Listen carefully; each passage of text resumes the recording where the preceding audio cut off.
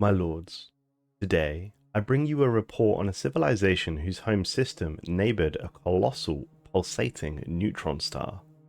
An interesting find alone, but this star, dubbed a pulsar, was encased within the framework of a broken megastructure, one which we know is called a Quantum Catapult. This device, when fully operational, is capable of quite literally throwing fleets across vast distances throughout the galaxy. Indeed, this specific catapult has been further modified to drastically increase the fire rate of the ships that pass into it. We assume whoever built the device tried to use it to attempt to colonize the outer reaches of space. We have found records regarding the catapult and the civilization who excavated and used it. It appears that they did not build it. In fact, they found it in a ruined state not so dissimilar to how we find it today. Captain Lasara, commanding the Aurora Whisperer, details the log entries concerning these events. Since before our people began to record history with text, we remember the night sky lit up on occasion with innumerable shooting stars. Even our wisest scientists were unable to explain the phenomenon. Until recently. Deep space scans have identified the remnants of a structure encasing the pulsar in a neighbouring system. After thousands of years, we can finally investigate. A science vessel is en route, and our citizens eagerly await. We have found the wreckage of a ruined megastructure. The construct is obviously in desperate need of repair, and we found a wealth of xenological insight in its databanks. While we're deciding whether to rebuild this ancient technology, our archaeologists have an opportunity to extract and recover clues to the origin of this cosmic device. A series of logs from one of the inventors, dubbed the Quantum Architect, seem especially promising. Recovering the files should help us decipher the culture and history of the ancient race that left this tech behind. We've begun to decipher and translate some of the writings. Of a particular note is a strange document found within the personal files of this Quantum Architect. It reads, "In the beginning we dwelled in darkness. Our gods said, 'Let there be darkness,' and there was. When our first ancestors gained the spark of sentience, we searched the heavens for signs of life or meaning, but all above us was darkness. As we built our civilization, our minds scanned for shadows in the night. We toiled in the places where we built our first cities, always testing their foundations. Thousands of years later, I had the temerity to look up. While others laboured with their gaze downcast, my mind opened up to the heavens. Building a temple of circuitry and steel, I formed my own tools, empowered by the light of my intellect. Perfecting a labyrinth of diodes and capacitors, I cast my consciousness through the cosmos, perceiving something beyond the dark skies that shrouded our world. For I could sense what others could not. We were not alone in the universe. As though through a glass darkly, I could detect thousands of other worlds. I could sense the impossible. Beyond the night burned 1,000 points of light. We have men and women continuing to translate the texts and sift through the data to decode the megastructure's plans. However, within a mere matter of days, another file was fully translated. It seems to be of a religious nature. It reads, "I spoke the truth, and my people answered with chaos. Each of us labours in our own fog of thoughts and emotions. We tentatively reach out to others, yet so many of us are alone. Our gods crafted the world from darkness, we are told, and were allegedly the centerpiece of their creation.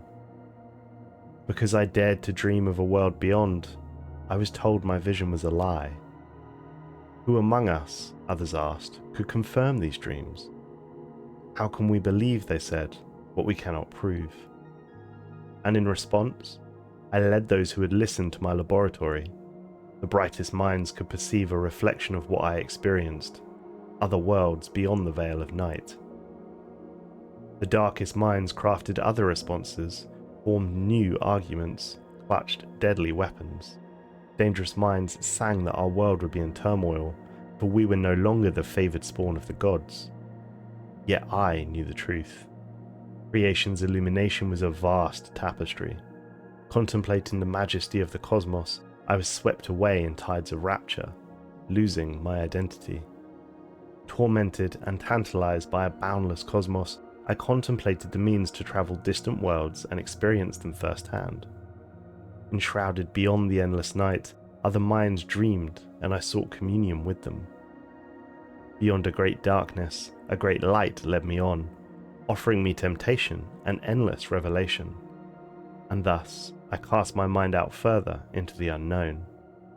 As above, so below. My visions of the heavens brought me joy, but down below, I found someone who brought me the same liberation of happiness. I fell in love with another scientist, a visionary who spoke of other ways to seek the stars I had sensed in my reveries. We did more than share a vision, we pledged ourselves as partners for life. And as our work progressed, we stayed up later each night. My partner dreamed designs for starships, etching crude solar-powered spacecraft on their wax design board. I tinkered with circuitry, straining to unify my mind with infinity. The further I ventured, the more my rapture grew.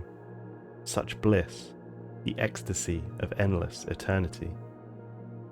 My beloved found words for our phenomenon, quantum entanglement. My body was here, but my mind was eons away, desperately seeking ecstasy and a communion with eternity. My partner told me other words, but I would not listen. My love, they said, come back to me, but I can only hear the echoes of the stars. Soon, the time will come to test my partner's solar starship. I have volunteered to sit at the controls. As I sit at the helm of its first test flight, I will dream of a course to distant shores. My mind here, and my body there. My beloved has grown quiet. I will gift them with infinity. Blazing a trail to eternity, I will offer them the dreams of 1,000 worlds. The next piece of text translated belonged to that of the cosmic shipwright, widow of the quantum architect. It reads, "Our first starship vanished a year ago. We still do not know precisely what happened. My partner, the quantum architect, has left behind a legacy and a mystery. As far as we can derive, my love finally became one with the cosmos. Sitting at the controls aboard our first test flight, they merged with infinity, overwhelmed by rapturous, psychic contemplation of the heavens. Our test ship never returned. Now I labour with my own crude tools, left to reforge my work and my life from the wreckage. More of my solar starships have begun their journey into the great night. I've begun work on better engines, prototypes that can propel our vessels through hyperspace. And on some nights, I dream of a technology that can leap for the stars like the mind and soul of my lost partner, launching us into the unknown. As I reach for the light, I refuse to succumb to the darkness.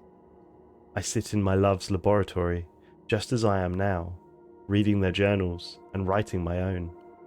And sometimes, when all is darkest, I attempt to cast my own mind across the cosmos.